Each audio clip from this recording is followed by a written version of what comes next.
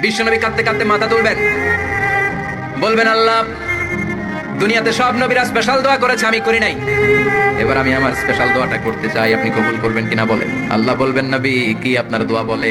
বিশ্বনবী বলবেন আমার একটা উম্মত যার অন্তরের মধ্যে যাররা পরিমাণ ঈমান আছে, একবার আপনার আল্লাহ বলে ডেকেছে, একবার আমি বিশ্বনবীর উপর দরুদ করেছে, একবার শাহাদাতের বাণী আমার যে গুনাহগার উম্মত দুনিয়ার বুকে থেকে ঘোষণা দিয়েছে, ওই একটা উম্মত যদি জান্নাতে ঢুকতে না পারে আপনি আমারে জান্নাতে ঢুকাতে পারবেন না। আল্লাহ বলবেন সাল তুতা, সাল সাল তুতা, ওয়াশফা তুশাফা, শাফাত করেন নবী করেন, যার জন্য দোয়া করবেন আমি কবুল করে নেব। দুনিয়াতে বিশ্বনবী কম কষ্ট সহ্য করে নাই, 3 বছর শিয়াবে আবি তালেবে জেল কেটেছে। কয় বছর?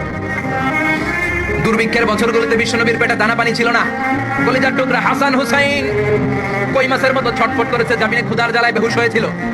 বিশ্বনবী যদি ওই স্পেশাল দোয়াটা করতেন, জান্নাত থেকে খাবারের বস্তা পাঠিয়ে দিত কে? ওই দোয়া করছিলেন? জেলখানায় আল্লাহরে বলছিলেন আল্লাহ স্পেশাল দোয়া করলাম, জেল থেকে মুক্ত করে দেন, করছিলেন?